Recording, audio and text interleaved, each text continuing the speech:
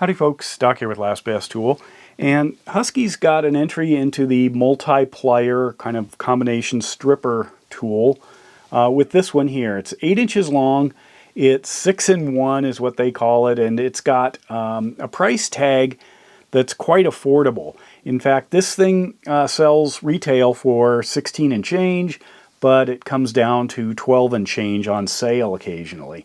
So that's a pretty good deal for a fairly solid, useful tool. I recommend it for your truck tool kit or an overlanding kit or something where maybe you don't want to put the money into something a little more expensive, although these are around $23 on sale. They were $29, but Milwaukee came out with a larger pair, also $29. But anyway, this one here has essentially like legendary status. Just a phenomenal tool. A lot of people love it. It is spring-loaded, and sometimes those springs or spring-loaded tools, if they're sitting in a truck, especially in hard weather conditions, sometimes have a little trouble. But anyway, this guy's got a bunch of features. First of all, on the front end, if you look at that nice narrow tip, now you have to make a choice. And here's Milwaukee's choices. There's a narrow, shorter one, and then there's kind of a beefier lineman-esque plier on the front end of this one. Klein has made quite a few of these different types of hybrid combination pliers. This is by far one of my favorites. Now Klein has chosen a certain feature set. Same Milwaukee has chosen one that's different, and now Husky's is different. So this particular plier has a bolt grabbing area, which is right there. No spring, bolt grabbing area, you can see, so you could, if you needed to, use it for something else, because it doesn't, trying to grab hex bolts with angled jaws doesn't work as well. But they've also gone with a really fine needle nose. In fact, if you look at this, even compared to that Milwaukee, right there, the Husky is even finer. What about with this kind of Sunex combination? It's even finer there, you can see. So I'm impressed. The evolutionary space here is obviously not dialed in because there are so many different variations. Here's a big old Frankenstein ideal. This thing is made overseas. I've broken the locking mechanism. It just bent out. It's way too small a lock for such a big pair of pliers like this. But anyway, go back to this. What do we have? We've got that nice needle nose front end. You've got reaming capabilities here. You've got stranded and solid stripping capabilities here.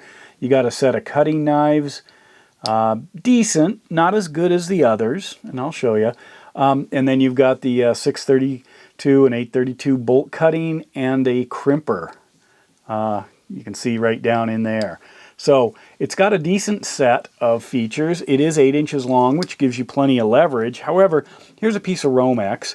So I can throw this thing right in here, basically max size on the jaws, and squeeze. This is one-handed. Two-handed, I can do it, but this little Milwaukee here, it also has to do with the better cutting angle, maybe. I'll get to that.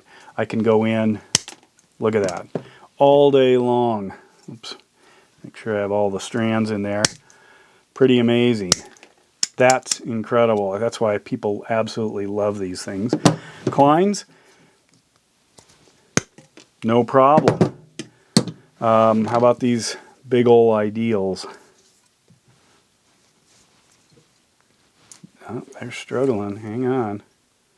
Even go into that same part again. Little tougher. So again, got a nod to those Milwaukees, but they're going to be next to each other on the shelf. So if you go into a Home Depot, you can make your choice. As far as the cutting a stranded wire, these knives are straight. So if I go up to a piece of stranded wire, spread it out a little bit, and try to cut it, well, kind of cut and pull, versus the Milwaukee. You first strip this thing, get a piece out, big long one there. Can even splay that out. But you see, when you start to cut, it sort of brings them in. So it cuts beautifully. Most of the time that's not a big issue. However, if you're doing overlanding stuff, this is probably more the automotive wire that you'll be using, something along that line, not the solid core home stuff. Overall, for the price, yeah, I think it's worth it, unless you're going to use it a lot. And then I would go with one of the big boys. But it does have that Husky warranty. It is a fairly solid tool. Definitely be helpful out on the road, but the problem with building a good overlanding kit is sometimes you don't want to access it all the time for home use.